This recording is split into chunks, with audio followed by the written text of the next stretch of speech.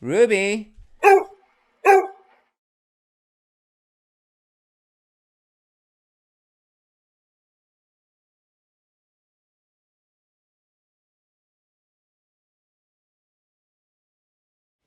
Hi, so we're here in Tucson with Mark McCabe, Robin Kase. Kase, Brittany Brower from K9 Guidance to I Inclusion. thought I was doing so good when I said casa. And Casse. Yeah, I'm not a house. Well, and Robin has the best business name. Now I can remember that. Because her business is called Butthead Dogs. and me, Stephanie. And one of the really cool things we had the opportunity to do yesterday was to go to the Humane Society of Southern Arizona and do work with the dogs in the shelter and teach the volunteers some of the techniques that we use in our training. And so I wanted to talk about what we did. And hey, we used like no prong collars, no squirt bottles, no nothing. No aversive tools. Right. Right. We used food and communication tools. So I wanted to talk about what we did and what we were able to do in a day. Cool.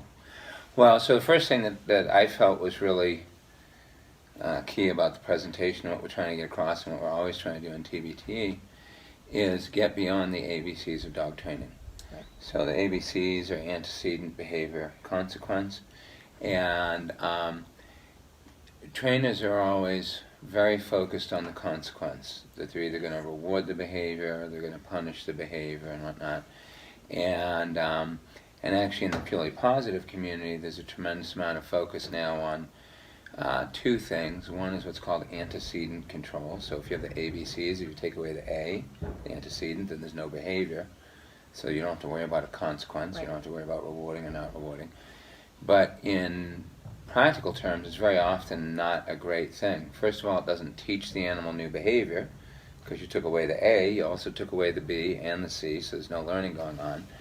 And in broad terms, it just becomes what we call management. Absolutely. It's just saying, just remove the things in life that are stimulating the undesired behavior. And in TBT, we never want to do that, except as necessary early on to make life tenable for the dog and the people and to meet our grade school model. So they're not beyond the dog's grade school model, but our goal with everything is to get beyond that, to where the animal actually learns the behavior that we want, so that it becomes more capable of living in the world and dealing with the world, not that we try to reduce the world, Right. so that the animal can be better. And so in TBTE, what we really focus on to get beyond just the ABCs is using a much higher level of communication, so that the animals really clearly understand how their behavior relates to their environment.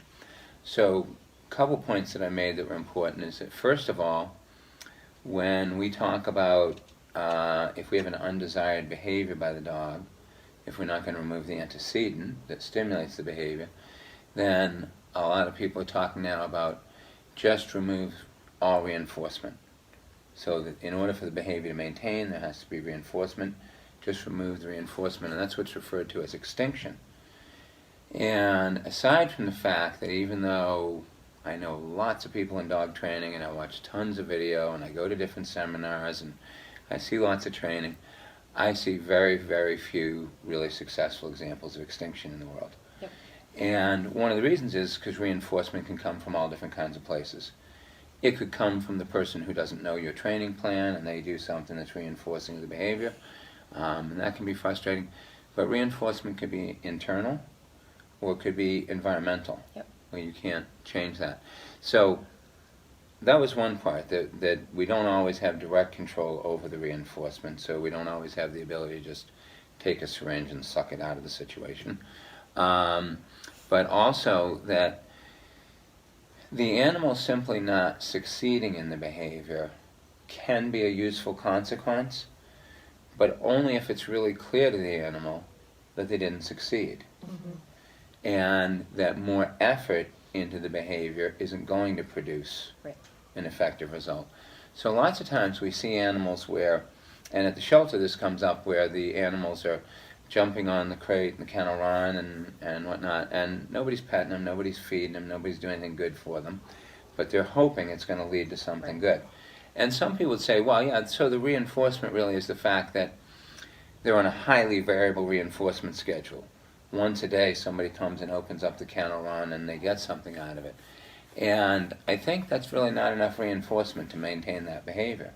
I think that a lot of it is internal reinforcement. The animal is just expressing energy and letting stuff out. And while the behavior doesn't work, it doesn't get them what they want, it's not at all clear to them that it doesn't work. And it's not at all clear that something else would. So that brings us to the other thing. People try to teach alternative behaviors. But what they end up using is alternative behaviors that are not natural behaviors. Right. So making the dog sit. Mm-hmm. The dog doesn't want to sit. He might want you to come in, and he might learn to sit so you will come in, but it's such an artificial behavior that it takes a lot of training effort to reinforce, to teach it in the first place. Reinforcement of And it takes a lot of ongoing reinforcement. So what we find is if we use better communication to make the animal understand how its behavior does affect its environment and its situation, a lot of times we can get to where, just like it didn't seem like anybody was doing anything to reinforce the animal jumping on the crate, we could end up with an animal who doesn't jump on the crate, and it doesn't seem like anybody's reinforcing that. Right. Just the natural things that people are doing become the reinforcement for it. So we started by teaching a concept that we use, naming of body parts, which is a form of what we call perception modification. And so we talk to the animal about how its behavior is affecting the flow of our behavior, and it wants our behavior to get to a reward, and we teach them what does lead to us getting to the reward. But through using communication, in this case the intermediate bridge, we also teach them very clearly what doesn't work. Mm-hmm. And so one of the huge myths that we have in training these days is that's very frustrating. It's logical, but it's frustrating. And it's only logical because people don't know how to get around it. But it's the myth that you can only use rewards to teach animals what to do. You can't use it to teach them what not to do. Now, a lot of people on the purely positive side say, oh, that's not true at all. I can teach a dog not to jump by rewarding an incompatible behavior, making it sit. Yep. We still didn't teach it anything about jumping. Correct. You only taught it about sitting. And what we can do very easily with more information is we can teach the animal that it would get rewarded for natural free behavior. All dogs at some point in time go up and greet people without jumping on them and molesting them and doing whatever. And we can teach them that that natural behavior gets rewarded. That takes very little effort to maintain because the animal naturally does a lot of it anyway. Whereas the sit, they don't. But using the intermediate bridge, we can teach them that other behavior that we don't want, like jumping on the people, actually interferes with getting to the reward. So we're not just using negative punishment in the sense of saying, well, I'm not going to pay you for that. We give the animal feedback as it's doing the behavior. This behavior is working towards a reward. Oh, you took a left turn. That's not working towards a reward. And what's really neat about doing this is, there's some study out now that non-reward markers are a bad idea because those are intimidating to dogs. Well, part of the reason is people always have mislabeled them. They're not really just non-reward markers. They're classically conditioned negative punishment stimuli. So just like if we hit the dog with a baseball and said no, pretty quickly no takes on the emotional impact of getting hit with the baseball. Similarly, if we use a non-reward marker and then we turn away from the animal, we do something else, the non-reward marker takes on the emotional impact of that. By simply intermediate bridging while the animal is correct in its behavior, and when it becomes incorrect, interrupting the intermediate bridge, we really precisely mark the change in behavior and we connect it to a consequence. The intermediate bridge will eventually lead to the terminal bridge, which leads to the reward. If you do something that makes us stop intermediate bridging, guess what? We're not getting to the terminal bridge, you're not getting to the reward. And one of the really neat things, and we saw a bunch of this yesterday, doesn't just give the animal that information, but it almost immediately teaches them to try to repair their behavior. Yes. You go, oh, did I make a mistake? I'm sorry. How do I get back to doing the right thing? You can actually see the look of shock on their face. Mm-hmm. Yeah, and they change really quickly. And it was kind of funny because, especially when they brought out the dog Briggs, Yes. I really got the feeling, I don't know if you guys did, that they're all like, oh, Let's see what he can let's do. see what he does with this now. This Oh, is yeah. going to be a Yep. mess, right? Because Briggs is a beast. Yeah. And, really wants to jump all over Lots you. of And, energy, and he's kinetic much energy. better than he used to be because they've been using some of our DRR protocol. Well, just to be clear, I don't yeah. know if you heard this, that Briggs had another name Yeah. beforehand, and all of the volunteers refused to work with him because Because he was so bitey. He in was mouth. so I bitey. did not hear that. Oh, yeah. And so they have done work with him Yeah, using the DRR. using DRR, which Yeah. has been great. But he was still a little bitey with you. Oh, he flat out grabbed me and wanted to Yeah, make right. love to me at one Right, point. right, Yeah. But anyway, what was really interesting was he ended up repeatedly laying on the floor relaxing. Mhm. Yep. And I never told him to do it, but because I was often intermediate bridging before he did something that we would consider undesirable, it makes him think about a reward. When he thought about the reward, he'd get too excited, he'd want to climb on me and stuff. I would interrupt the intermediate bridge when he changed and was doing the part I didn't want. And as soon as he changed, terminally bridge and reward for the change. And he starts going, oh, so these things are better than those things. And of course, that's a really common thing that people are trying to teach in training. Yep. Just usually doesn't work out real well. Right. They're trying to do tons of it, and 6 months later, the dog still does lots of the undesired behavior and whatnot. So yeah, to see the dog change so quickly was cool. Yeah, it was And really nice. one of the things we talked about was the concept of a key and a lock. That if I ask you to take care of my dogs while I'm gone and I give you a key, what are you going to do with the key when you come over to my house? And initially when you ask people, sometimes they say, well, I'd put it on the counter or something like that. It's like, well, you're not in my house yet. I'm not signing you the key. They can't even imagine what I'm asking because the answer seems so obvious. You put it in the lock and you turn it. So part of what we were trying to teach is the idea that if you could teach the dog that given behavior worked for it in that way, that it was like a key in the lock, it wouldn't compete against that idea, it wouldn't try to get around it, it wouldn't try to do other things. That would be the obvious thing to do. And so it was really neat. But we always had this thing that, you can't teach them what not to do using Right. rewards. Yes. So one of the really cool things that we did teach them is to not push through boundaries in the kennel and not try to push out of the kennel. And we were able to use rewards to keep dogs steady when we opened the Mhm. kennel door, and they learned very quickly to respect that boundary. And that was because of the information that was Right. attached to the Right. consequences. Yeah. Yeah. So one of the things that was really neat, I don't know if you heard it, but one of the people there asked me, when we were talking about the progression, she said, do you use the 80-20 rule? Well, there's a million different versions of the 80-20 Yeah, rule which in one? life. Like 20% of salespeople do 80% of the volume and whatnot. But I said, well, what are you meaning by that exactly? And she said, well, that the dog has to do it 8 out of 10 times successfully before Okay, you yep. move on. I did hear that. And I looked at it, I was like, no, I would never do that. First of all, it would take 100 repetitions to get through the process of what you were doing. Also, in what she was describing, the success was the dog failing 20%. 2 out of 10 times. Right. Right? And I was like, no, I'd never do that because the dog's failing 2 out of 10 times. But I also wouldn't repeat it 10 times to find out. I said, we would just score the trials. If the dog does something extremely well with great clarity, we don't need to repeat it. Right. We would move on to something a little bit different or a little bit more difficult. And so what all of us had the experience at the kennels was that we were just moving from one thing to another Yep. because the clarity was there, so the dogs did the thing well. We got the And overwhelming now success. now we can go to the next step. If the dog has a failing trial, if it had one of the 20, then we're going to back up and find something the animal could do really well. Yep. So that was kind of fun. Yeah, so one of my favorite things about the whole experience was how easy it was to teach the dogs what not to do using the rewards. I mean, and Stephanie touched on it.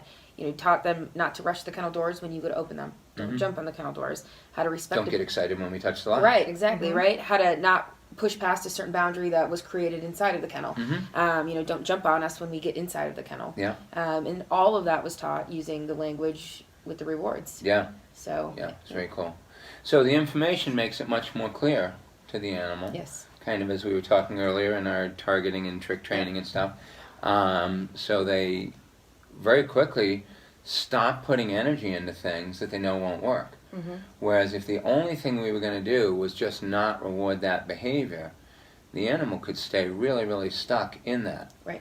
But if we can use simple language to say, oh, you took a left turn, you're in the wrong neighborhood, you'll never find that house here. Then really quickly, like, oh, I need to get out of this neighborhood and into another one. Well, the other real key thing for me was, I come from a number of years working in rescue. The investment of time and energy into teaching dogs to not push against boundaries, using rewards, and really teaching dogs to relax and be calmer.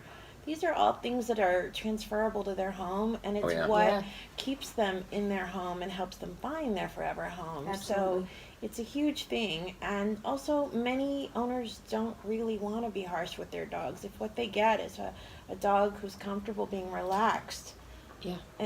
Well, and the other thing, they don't want to put tons of energy into having to train all of these unrelated behaviors, sit down, stay, place, and then they have to work to maintain all of those behaviors, right, in whatever means it's being taught. Well, yeah, and so Bob Paris has a great analogy about this. Always talking about Bob. What's that? You're always talking about Bob. Hi, Bob. How's Thailand? I think you miss him. I miss my Bobby. Bobby, as I say. Bobby. But he has a great analogy about this. So one of the big concerns any trainer has, or anyone involved in training has, is, just as an example, if I go into a shelter and I spend a lot of time and effort teaching this dog, let's say heel, sitting down, how is that going to carry over to the next circumstance? And usually the answer is it's not. I don't care how you teach it, it just generally is not. But when you teach calmness as an idea, they then have that idea. When you teach them that calmness could be a tool to get things as opposed to hecticness being the only tool to get things, then it's an idea. But particularly when it comes to language, Bob has this really interesting analogy of how it can transfer from one person to another. And he said, just because I learned to speak English from my mother, and my mother had red hair, doesn't mean I can only understand English from people who have red hair. It's a universal language. I now understand it.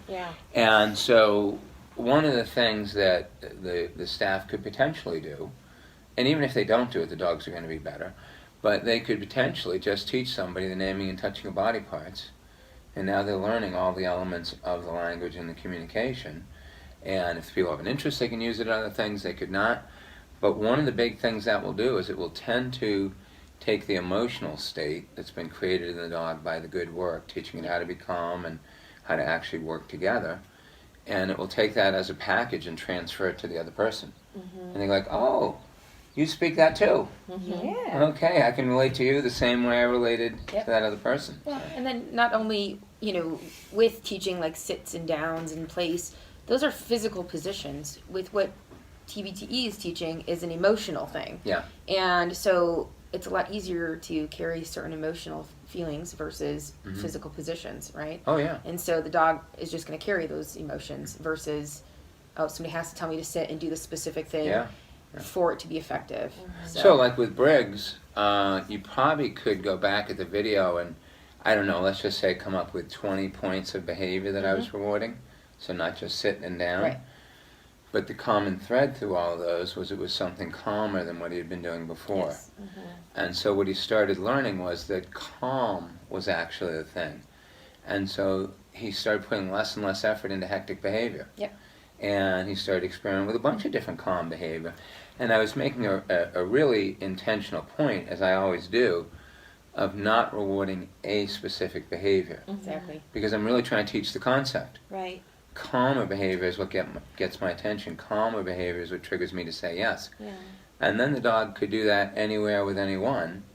And it's not stuck on you must sit or you must down. Right. Yeah. And of course we all know dogs that sitting down with a lot of energy. Also, I think what is always interesting about your work is that your starting point is sometimes rewarding a dog for the absolute bad He was a behavior. mess. I rewarded him for climbing Yeah, on he me in the was- beginning. He kept nudging. He nudged Told everybody, your yes, I did. I rewarded him for jumping on me. You got that right. Yeah, you saw that correctly. It's funny because I'm looking at the audience and I see his face is all screwed up. But it That, very by the way, is quickly- my favorite thing in the world, is seeing Oh, I people's know, faces I know, screw right? up. I know. But it quickly transitions to rewarding Much to calmer something behavior. very different. And I think some people can't conceptualize that you could start there and actually end up in a really great place. Well, one comment I got from a lot of the people when we were doing the door trick was, it's so nice to actually see the individual personalities of each dog coming out as they Yeah. calm down. If you're Yeah, not- they you're don't not have to be the creating a same robotic- machine. So especially in the shelter situation, now you can actually have the potential adopter come in and see the real dog, Yeah. Yep. which is, Yeah, Instead you're of not being you're not calm trying and- to make him a machine and Yeah. not express behavior. and you're He's- not making yeah. them into cookie cutter dogs. Yeah. Yep. Mark talks a lot about creating visualizations in people's heads, and one of my favorites, when we're talking about, yes, I rewarded for the bad behavior because it's going to lead down here to this Mhm. behavior, is, the staircase. Yeah. And the dog's at the top of the staircase, the most hectic behavior, and yes, I rewarded that, which got the dog to take one step down, right? I could rewarded reward that. that. It's still bad behavior, but it's a lot better than Yeah. being at the first step, right? Yeah, it's funny because when you try to tell somebody, if you think about the worst behavior as a 10, Yes. and you try to tell them to reward a 9, but you're not putting it in those numbers ways. The Right. 9 behaviors happening, and you say reward that. They look at that and go, "Are you out of your freaking mind? Why would I ever reward that?" But when you imagine it in the stair step Yes. kind of way, it's like, well, if you went from a 10 to a 9, it's not the behavior itself you're trying to reward; it's the transition Yep. downward in Change energy. of behavior, absolutely. And it's always so funny because if you talk to people about this on a literal staircase, nobody's ever going to object to the fact that if the dog was at the top and he came down one step, you'd say yes and reward him Yep. for it. Mm-hmm. It would just make total sense. But when you're talking about a metaphoric staircase, then a 9 is a dog horribly behaved. Absolutely. And this gets into the other discussion that we wanted to have, which is the idea of the difference between reward and reinforcement, or using our language, specifically what we're reinforcing. Mm-hmm. So I'm not intending to reinforce the absolute behavior, the climbing on me. I'm intending to reward the change. Then the question comes up, well, how does the animal know what your intention is? And we don't have time to get into that right Right. now, but that's a lot of what we talk about. Yeah. How can you...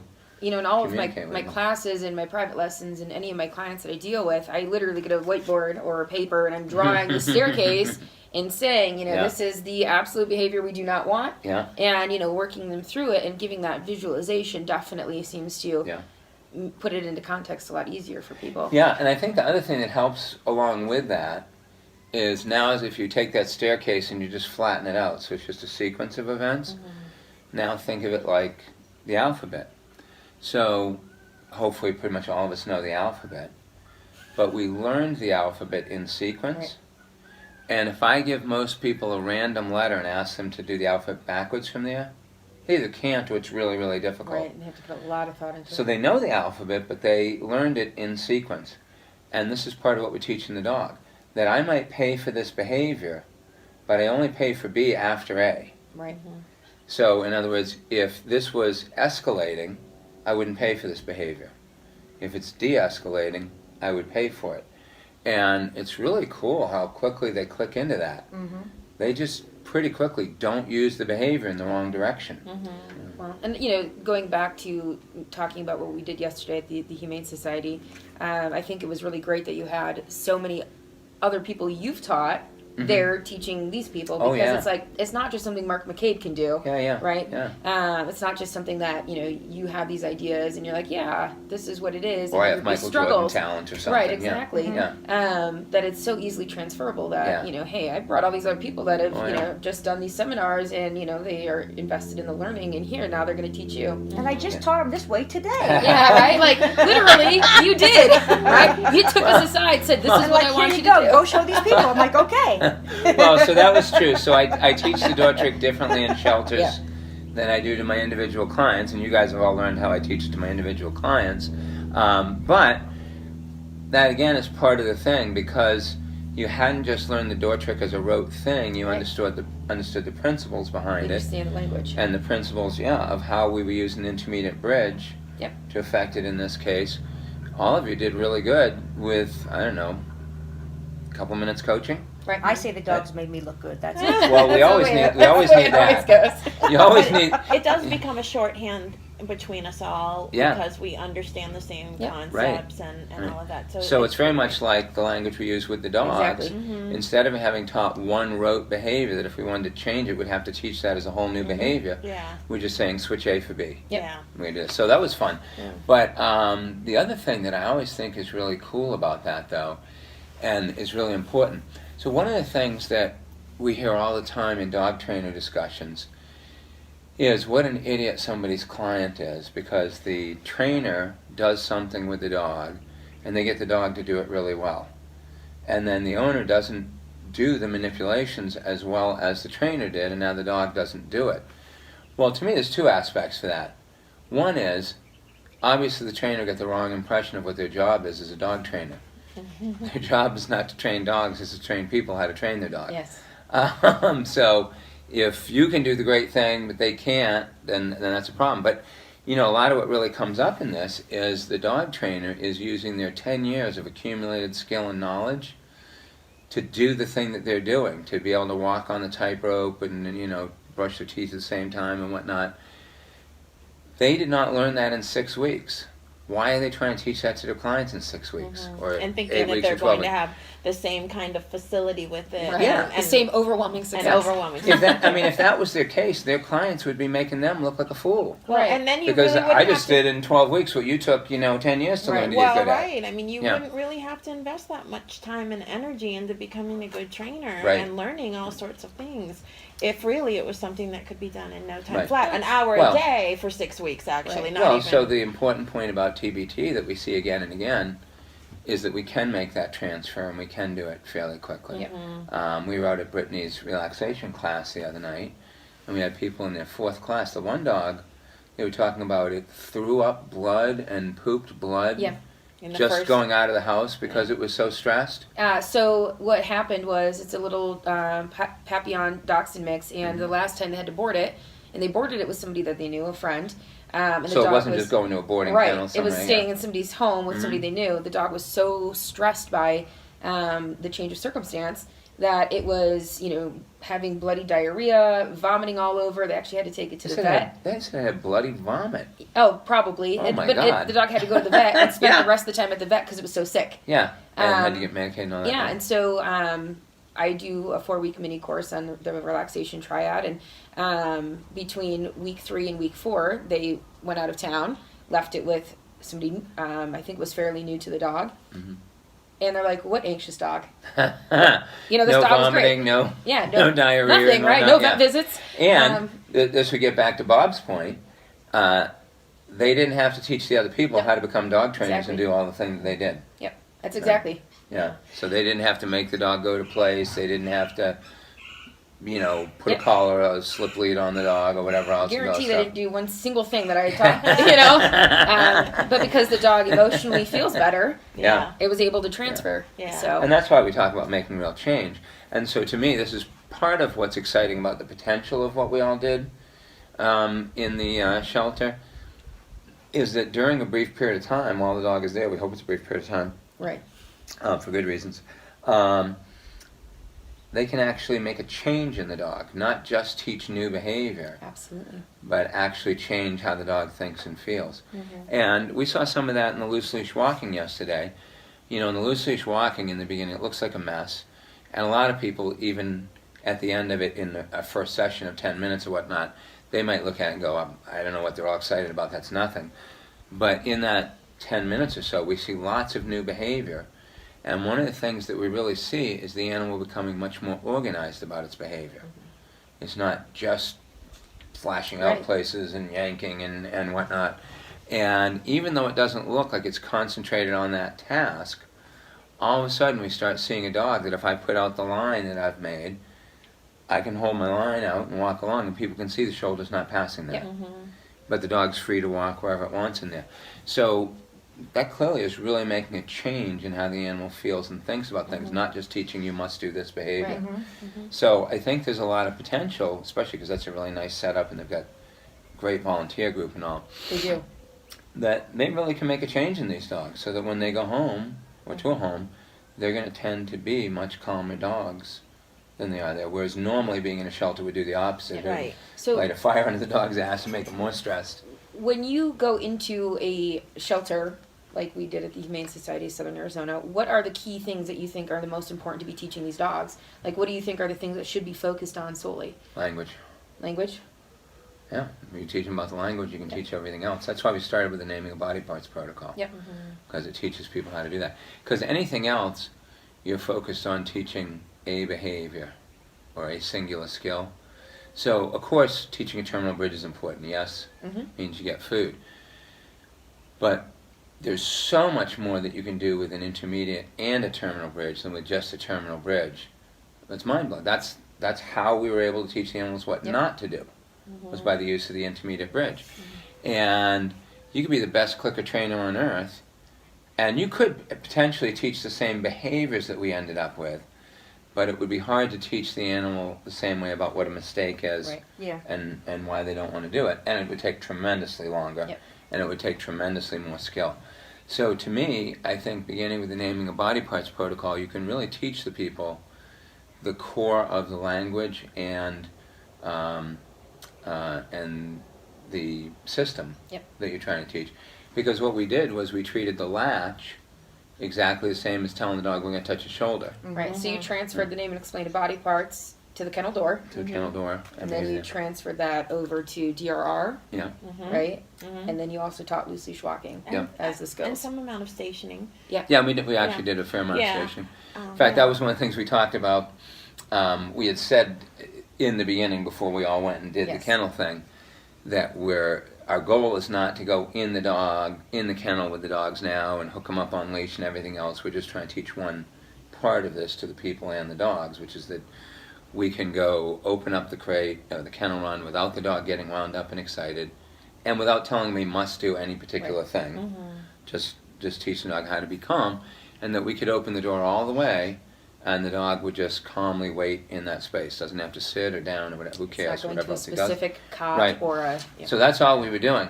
So so we were with this big, beautiful hound, who apparently is quite a beast, and he did really well with it. And the people were like, "Well, yeah, but what would happen when you go in with him?" Well, the first thing that would happen when I went in with him is he would be calmer than they've ever seen him be, because he was calmer than he's ever been while I'm opening up Right. the crate and coming in, and nobody's telling him what he must do. Yep. He's just being that way. So I think that that's not something that you can do in an hour or a minute. Sure. But if I couldn't do all that, I would teach terminal bridging and DRR, Yep. so differential Agreed. reinforcement for relaxation.